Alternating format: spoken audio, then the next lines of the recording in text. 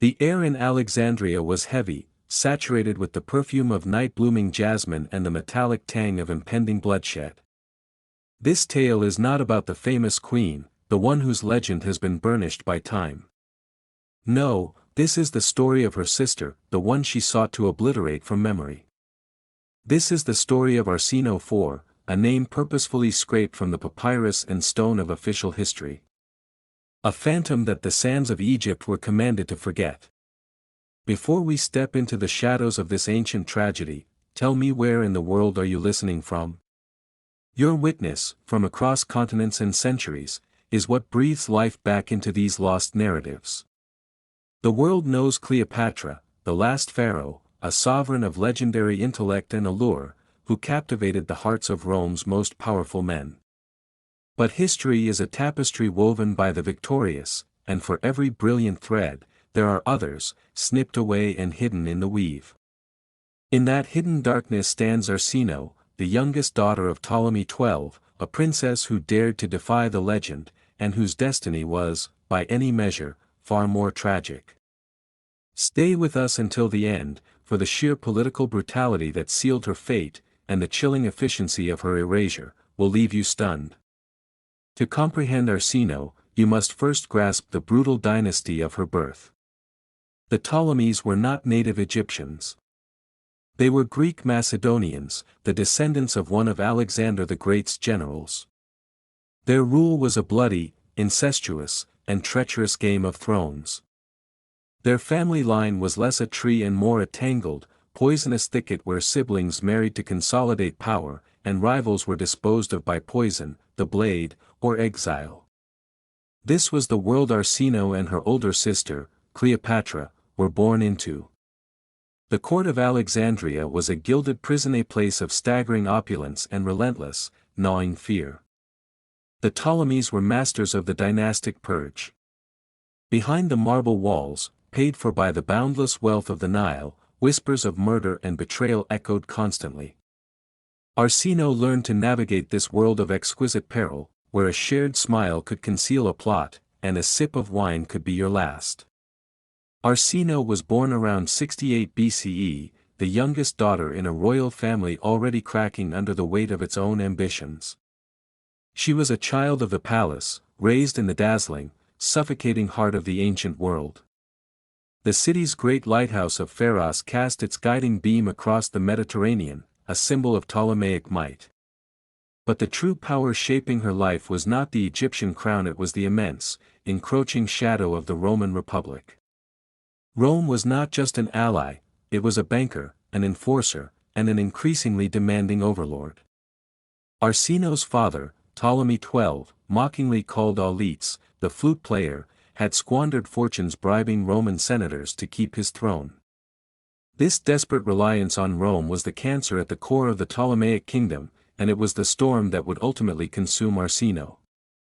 When her father died in 51 BCE, the throne passed to the eldest children, Cleopatra, about 18, and her 10-year-old brother, Ptolemy XIII, whom she was forced to marry by tradition.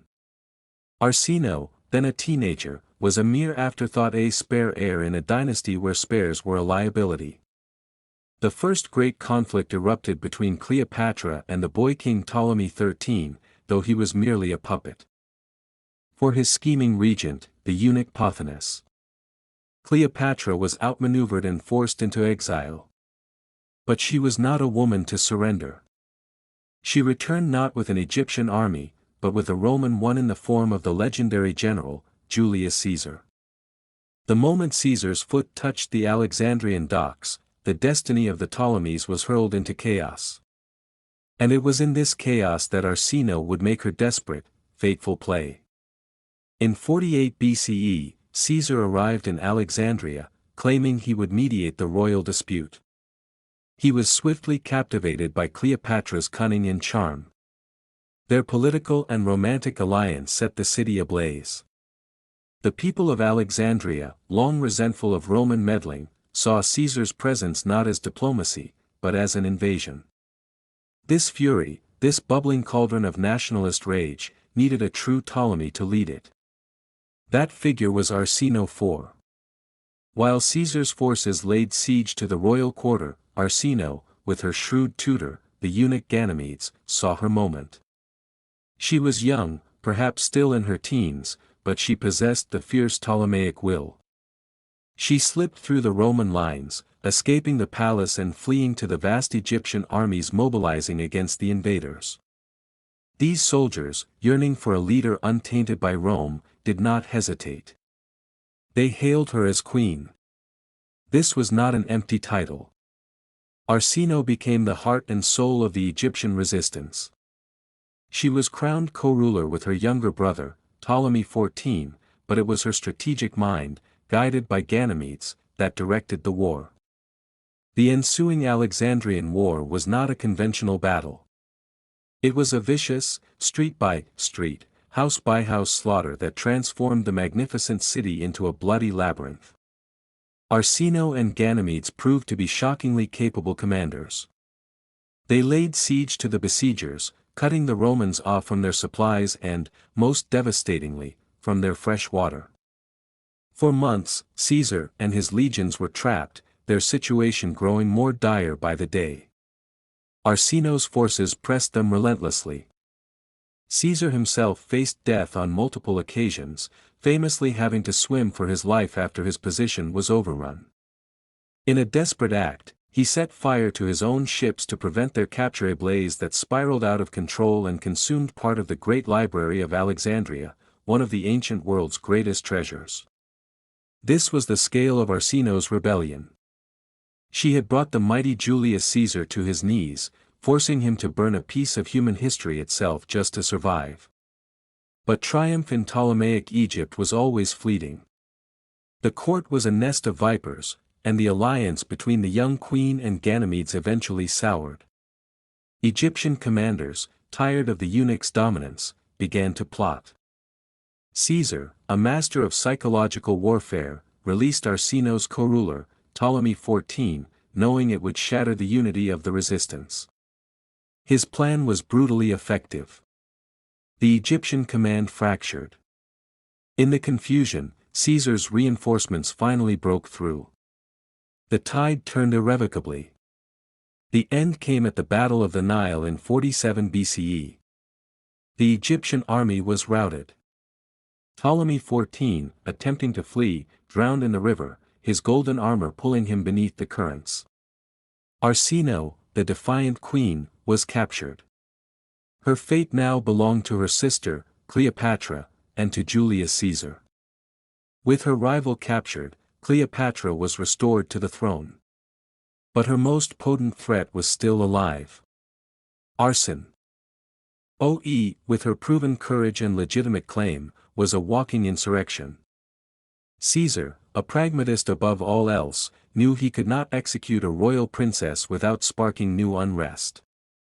So, he devised a punishment meant to be a fate worse than death, utter humiliation.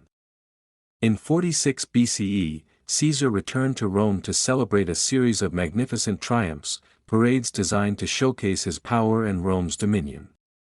The climax was his Egyptian triumph. A procession of exotic spoils and captured rebels wound through the streets.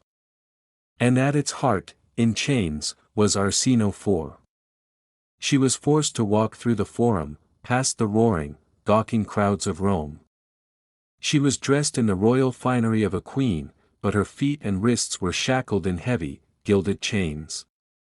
She was paraded as a living trophy, a symbol of the East, conquered and broken. Historians recorded that the Roman people, hardened to the sight of defeated kings, were strangely moved by this young woman's dignity and despair.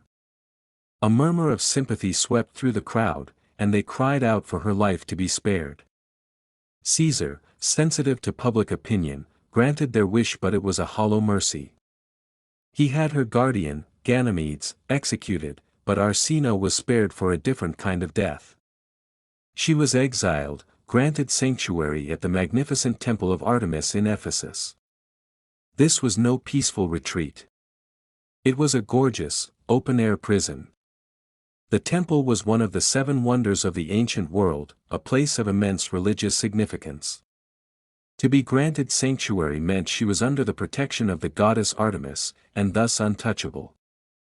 It was a brilliant political move by Caesar. He removed her from Egypt, placed her where she could not raise armies, and wrapped her in a divine protection that made her assassination unthinkable. For years, Arsinoe lived there, a queen-turned-priestess, surrounded by piety but stripped of all power. The silence of the temple must have been louder than any battle. But Cleopatra had not forgotten. To her, Arsinoe was a ghost that refused to die. As long as her sister breathed, she was a banner for every dissident in Egypt or enemy in Rome. She was the last legitimate Ptolemaic heir outside of Cleopatra's control. In 41 BCE, Cleopatra traveled to Ephesus to meet Mark Antony, the new master of Rome's East. Their meeting was a spectacle of power and seduction. And there, amidst the political negotiations, Cleopatra made her final, chilling request. She convinced Antony that Arsinoe was a perpetual threat, a living challenge to her authority.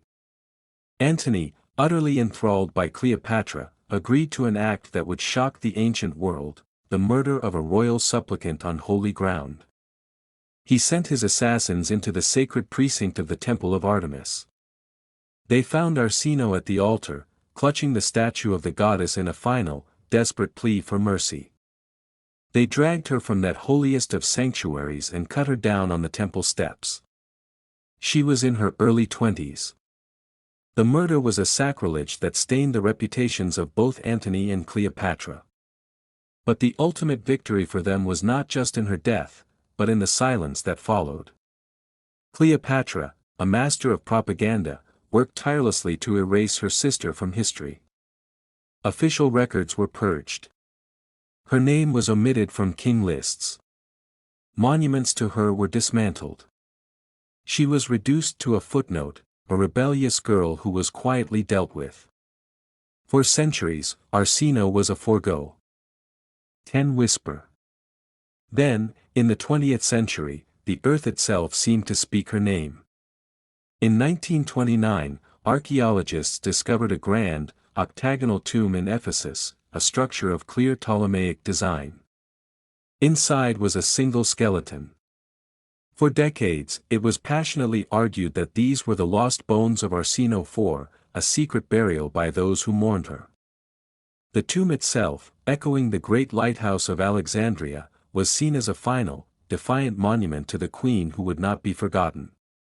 While modern science has cast doubt on this identification, the mystery endures. And in that enduring mystery lies her victory. The attempt to erase her was not completely successful.